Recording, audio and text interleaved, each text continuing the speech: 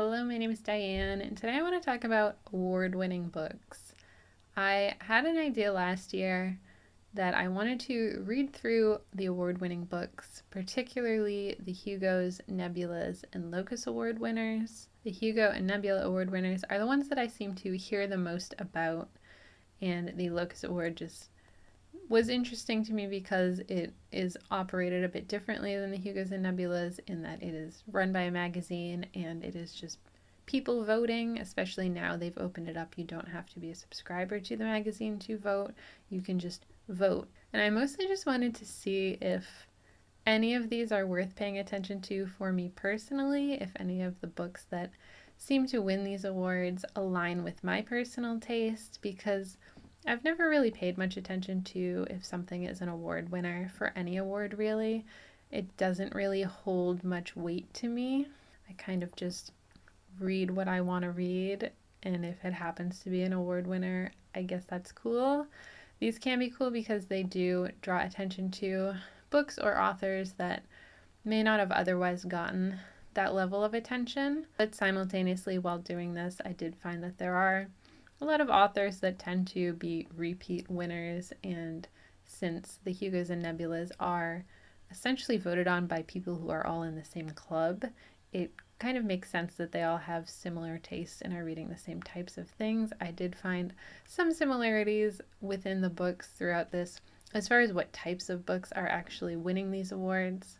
Since I was looking at 3 different awards, it wasn't really reasonable for me to read every award-winning book, but I was going to read a few, at least from each decade of awards, and I started doing it this year at the beginning of the year. I actually started at the end of last year, and I was going to continue doing it throughout the year, but I just couldn't do it.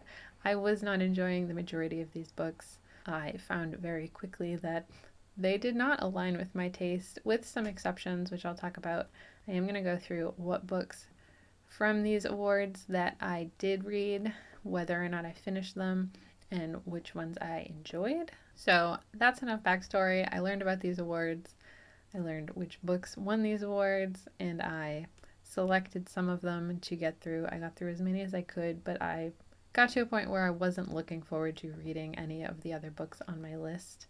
So I just cut it short. There was really no point in continuing. So going in chronological order, the first book is Double Star by Robert A. Heinlein, and this is the 1956 Hugo Award winner, following a man who is an actor, and he is hired to play the part of this politician, to be his double and take his place while he is missing, because the people who hire him don't want anyone to know he's missing, and it's very important to their relationship with, I think, the people of Mars, if I recall correctly.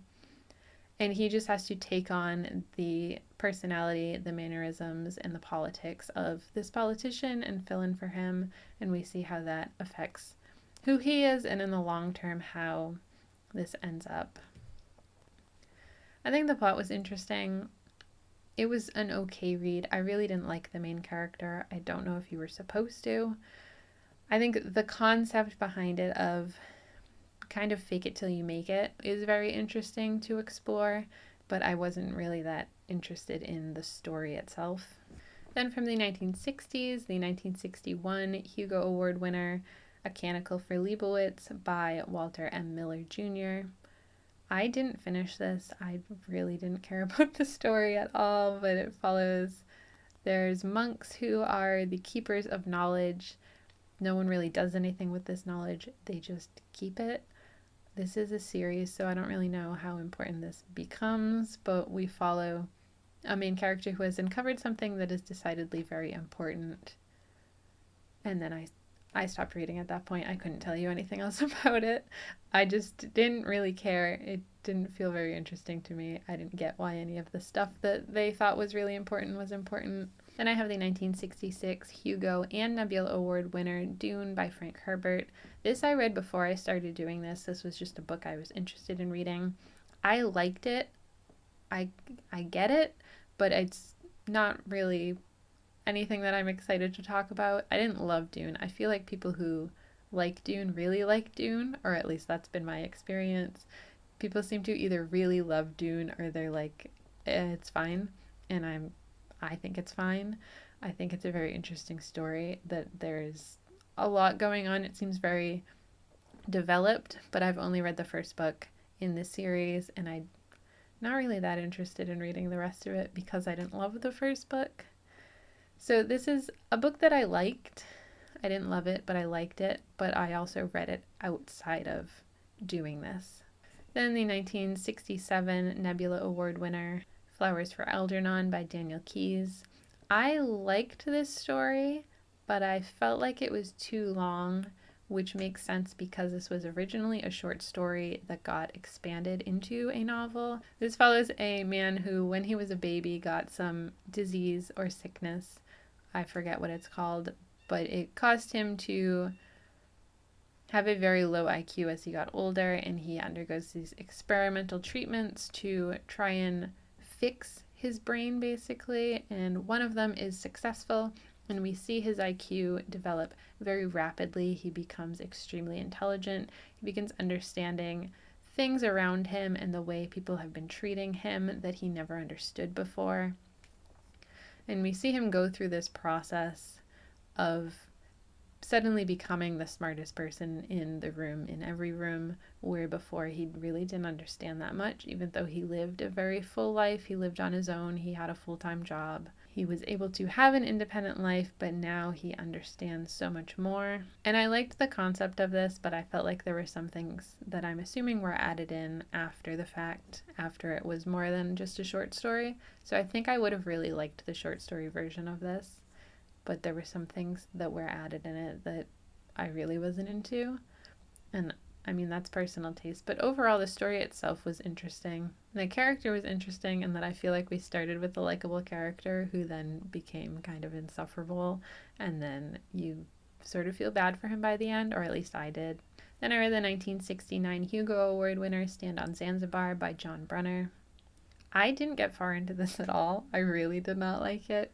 It's written in a very, I guess, segmented way, where a number of sections are just a series of news headlines and advertisements, things like that, just one after another, a whole bunch of them, and then we get little snippets of in people's lives, but it jumps between people. I just find it very difficult to care about anything that was going on. I think it's an interesting format for a book, but it's not one that I felt like I could connect with anything that was happening. It just feels a little chaotic, so I just stopped reading it. Those are all the books I read from the 1960s. For the 1970s, I read the 1971 Hugo and Nebula Award winner Ringworld by Larry Niven. I got pretty far into this before I DNF'd it. I was enjoying it at the beginning. These people go to, I don't remember the details about a lot of these, I'm sorry about that, but this is what I do remember. We have a team of 3 people who travel to this ring world, and they're sent there to check the place out, basically. It was very interesting when we first got there, and then I feel like the more they were exploring this place and learning about it, the more tedious it started to feel. I didn't really like the decisions the characters were making, the relationships between them as they developed. And there was just a lot of time spent describing like the atmosphere of this planet. And it didn't really feel like anything was developing in a way that I cared about, so I stopped reading it. Then I read the 1973 Hugo and Nebula Award winner, The Gods Themselves by Isaac Asimov. I was excited to read this one because I have read a handful of Isaac Asimov books when I was younger, and I remember enjoying them. And I really loved the first section of this book. It's written in 3 sections. The first one follows a scientist on Earth who they have found some portal to an alien world. The scientists don't quite understand exactly how it works because of the way that it was opened, but it gives them basically an endless source of energy, so no one's really complaining. And then this one scientist realizes that eventually this is going to be very bad for Earth. There's going to be very huge consequences if they keep this transfer open. In the second section, we see that alien world that's on the other side of this and what's going on there. And then in the third section, we go to the moon and see what happens with everything on the human side. When we were in the alien side, there's just so much time spent describing in such depth the social structure of this alien society, the way that they interact with each other, the way that they reproduce, and just their relationships. And we spend so long talking about those things, and I really didn't care, and it felt like that whole section was so long and so tedious, all just to tell you how something that we already knew happened came to happen.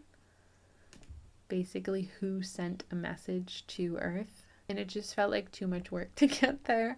By the time I got to the third section, I just didn't really care what was going on anymore. Which is a bummer, because this was one that I was really looking forward to reading, and it ended up being really solid in the beginning and then really disappointing as things went on. Then I have the 1977 Hugo winner, Where Late the Sweet Bird Sang by Kate Wilhelm. This is another one that had an interesting concept, but I found it really hard to connect to anything that was really going on, as well as a family that has pretty much isolated itself because of all of the disasters and diseases in the world. A lot of humanity is being wiped out, and we find that this family has discovered a way to clone people, since humans can no longer reproduce as a result of all of these things going on in the world. And their plan is to continue cloning generations until hopefully eventually this resolves itself.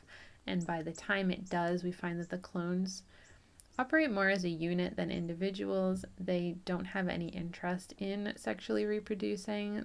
Why would they not continue cloning when they can do that? And we go through a few generations of people to see how all of this plays out, how they come to clone people, how the clones interact with one another, and then ultimately what that may mean for the future. I liked the idea of it, but I feel like we cover so much time and go through a few different main characters' focuses of the story that it was hard to really connect with anything. I am more of a character reader than a plot reader, and it felt difficult for me to really connect with any of these characters because we were just kind of passing from one to the next and not really spending a great deal of time in any one person's head.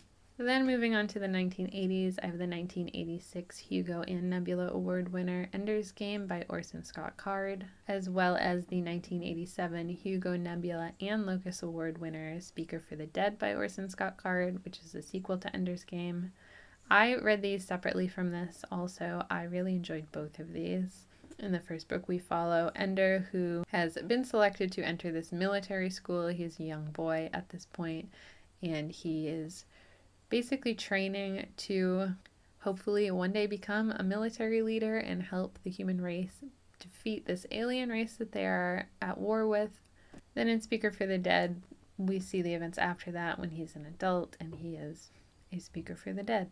I really like this series. I've read more than just these two books from the Ender saga, and I really enjoy them. I like Orson Scott Card's writing. I like the character of Ender and the things that are going on in this world, the conversations that are being had. So this is one award winner that I do really like, and I do really agree with it being good. I mean, it won across the board. The Speaker for the Dead did anyway. Then for the 1990s and also moving into the 2000s, I'm going to talk about 4 books altogether because they are all part of the same series. The 1997 Locus Award winner, A Game of Thrones, the 1999 Locus Award winner, A Clash of Kings, the 2001 Locus Award winner, A Storm of Swords, and the 2012 Locus Award winner, A Dance with Dragons, all by George R.R. Martin. This is, of course, a Song of Ice and Fire series, books 1, 2, 3, and 5. I read all of these before I even decided I was interested in reading award-winning books. I really love this series. I love that it follows a large cast of characters pretty closely. You get to know all of them pretty well. They're all very closely connected to one another, but all all over this world that we learn about. There's all these different relationships between everyone going on, the different houses, the different places. It's just the type of fantasy story that I typically like. And at this point, I think it's becoming pretty obvious that the books that I was already interested in are the ones that I really enjoyed, and the books that I simply read because I was curious about these award-winning books are the ones that I didn't really enjoy that much, to varying degrees.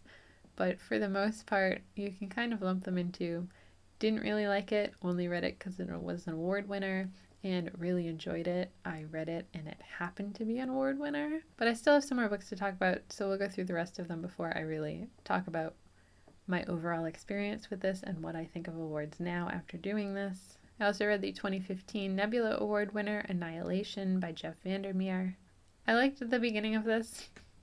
Seems to be a theme amongst this. The opening was interesting. We follow a small team going into this very dangerous zone that seems to be expanding. It's very mysterious, but everyone who goes in there ultimately dies in some terrible way. And I just found that the more pieces that were added to the story, the more the mystery was unfolding, the less I really cared about what was happening or what was going to happen, which was kind of a bummer, not just because this is an award-winning book, but because I just have been hearing a lot about this book recently anyway, and a lot of praise towards this book. And going back and forth between the present day and some flashbacks to the main character's relationship with her husband really pulled me out of the story and the mystery of what was happening. And for the last of the 2010s, I have the 2016 Locus and Nebula Award winner Uprooted by Naomi Novik. This I read not long after it came out. There was a lot of hype surrounding it. It sounded like something I would really love, and I ended up being kind of disappointed in it. I feel like there was a lot going on in the story, but none of it felt that significant. It felt like things were just kind of happening to this main character's life. We have this girl who is taken from her village to serve for, I think, a year in this, they call him the dragon, this guy's tower, and she just kind of goes and lives with him, and then she goes and lives somewhere else. And then we see her come back after that, and there's this magical forest that the dragon protects them from, and she has some weird relationship with the forest. I don't know, there were a lot of elements that I feel like I should have really loved, and I just never really cared about the main character or what was happening to her. It just kind of felt like things were happening, and none of them really felt that consequential. And I also really hated, there's a very small romance in it that I really did not like at all. Then moving into the 2020s, starting with the 2020 Hugo Award winner, A Memory Called Empire by Arkady Martine. I read about half of this before I DNF'd it. I didn't like the main character. I didn't feel like the story, it's following a political murder, and then the main character is moved up into the guy who was killed's role, and there's a good chance that she's going to be the next target of an assassination. And I feel like she just didn't care at all, that she was probably in a lot of danger, and she was really just interested in like poetry or something. And I simply didn't care. I just didn't care about the main character. I didn't care about the things that she cared about. I was interested in this political mystery, and I feel like it was just kind of there and not really the center of what was happening, which was very strange. This is another one again that I've just heard a lot about, and a lot of people seem to love this, so I was very interested to pick this one up, and I ended up not really caring about the story at all. Then the 2021 Hugo, Nebula, and Locus Award winner Network Effect by Martha Wells. This is part of the Murderbot Diaries series. I've read all of the books in this series that are out so far. I really love this series. I love the character of Murderbot. This is a rogue security unit who has hacked its protocols, and now it has more autonomy than it should, but still takes work as a security unit and winds up making friends with some of the humans that it works with, as well as some of the other robots that it encounters. I really like this character, so I really like the series, and this is one that I've been keeping up with since I first read it. Then the 2023 Hugo Award winner, Nettle and Bone by T. Kingfisher. This is sort of a dark fairy tale type of story where we follow a girl whose sister gets married, and she knows that her sister is now in a lot of danger from the prince that she's married, and no one is willing to help her stop this. And she wants to prevent anything bad from happening to her sister, so she finds someone who's willing to help her, but she has to perform 3 very difficult, if not impossible, tasks in order to do this. And we go along with her as she does that. This was my first T. Kingfisher that I read, and while this isn't my favorite of her fantasy, that's really not saying a whole lot because I've really enjoyed everything of hers that I've read. This is a bit on the darker side in the terms of the themes and the stakes and just some of the weird things that are happening, but it's also a very interesting twist on what would otherwise be a pretty normal fairy tale setup. This girl marrying a prince seems like it should be a good thing, but in this case it's not, and then we see this bond between the sisters, which is always great to see. Then the 2024 Locus Award winner for the sci-fi category, they now have a separate fantasy and sci-fi award. The sci-fi winner was System Collapse by Martha Wells. I've already talked about the Murderbot Diaries. This is another installment in that series, so I'm not going to talk much about this. Then the 2024 Nebula Award winner, The Saint of Bright Doors by Vajra Chandrasekhara. I liked the idea of this. I liked this setting of a city where we have these mysterious doors. Our main character is trying to figure those out. I read this, but I didn't find that it was very memorable. I wasn't very engaged. I just wasn't really jiving with the writing style. I didn't really care about the main character that much. I think the setting was really cool and the things happening in the story were really cool, but it just wasn't really working for me personally. And finally, I have the 2024 Locus Fantasy Award winner, Witch King by Martha Wells. This is a story following a demon who awakens to find that he has been imprisoned and he needs to free himself and then figure out exactly what happened, try to piece together how he wound up in that situation because he really doesn't remember. We jump between past and present as we see what happened to him and what is currently happening to him as he tries to find allies that he can still trust. I ultimately ended up enjoying this one, but I found that it was pretty difficult to get into at the start. There's a lot of information about the world and the characters that's just kind of thrown at you. Nothing's really explained until things start unfolding and falling together. And I really liked the way things fell together. I liked the way that the past and present eventually paralleled one another. And I came to like the characters, but at the start it felt like there's a lot of information and you're kind of just thrown in the deep end and you have to figure it out as you go, which is kind of what our main character's doing. But it does make it a little harder to get into than some other stories. Those are all of the award-winning books that I've read, at least as far as the Hugo, Nebula, and Locus Awards go. Overall, I found that I typically prefer Locus Award winning books over the Hugo or Nebulas.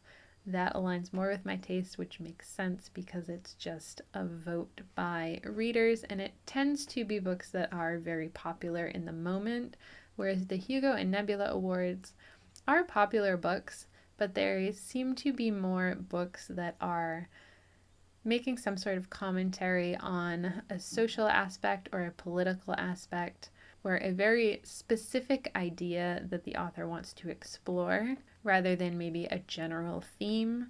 There is some overlap between those two. It's not necessarily exactly, but I tend to describe it as the Hugo and Nebula Award winners are the literary fiction books of the fantasy world, which isn't necessarily a bad thing. It's not bad for books to have a point, but I feel like these books typically have a very specific point, and a lot of times to make that point, they tend to linger on a lot of details that I personally don't generally find that significant to the story and what's actually going on in making that point, in exploring that theme or that topic, to get across whatever social or political commentary the author wants to get across. I feel like we get stuck in a lot of details in the middle of the books, particularly in the sci-fi where we're on an alien world. We talk a lot about exactly what that world is like, the climate, the terrain, the atmosphere. When the alien race is present, we spend a lot of time describing what they look like, how they interact, how they do a lot of things, even if those things aren't really that important in the grand scheme of things. And it feels like there's just a lot of little tedious details. And I can get why people think that these are the important books that should be given awards, but I don't think that it necessarily means I'm going to like these books. And at the end of the day, reading is all about personal taste. Whether or not you enjoy a book doesn't mean it's a great book and everyone's going to enjoy it. Just because you don't like a book doesn't mean tons of other people aren't going to like it.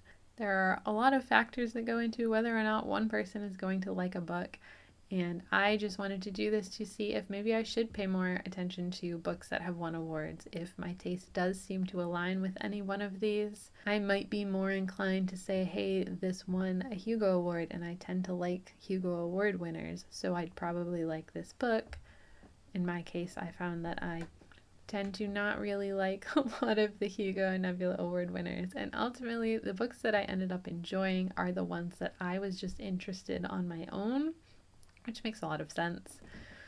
But even the ones that I've heard a lot about from other readers that they talk about as being really good, but I don't think if I had come across those books on my own, I ended up not really liking those ones either. So my whole lesson in all of this is that I'm just going to keep reading the books that I think sound interesting, even if there's a lot of hype surrounding a book. If I keep hearing about it and I think I don't know that I would like that book, no matter how curious about the hype I become, no matter how curious about the awards, I think at the end of the day, only I can tell what appeals to me. And I still like reading out of my comfort zone a bit because sometimes I do come across a story that I really enjoy that I didn't think sounded that appealing. But mostly I know my taste well enough to know whether or not I should try out a book. And I also know that if I'm not really enjoying it, I can always just stop reading it. Let me know if you enjoy books from any particular award, if they seem to align with your own taste, if you find it helpful to see that a book has won an award in making your decision on whether or not to pick it up. I think that's really interesting. I think these awards are still worth something, and I think it's really cool that we recognize books in different ways. There are tons of other awards outside of these three. These are just the ones that I'm the most familiar with, so I was the most curious about. In any case, that's all for me today. Thanks for hanging out with me. I'll see you next time. Bye.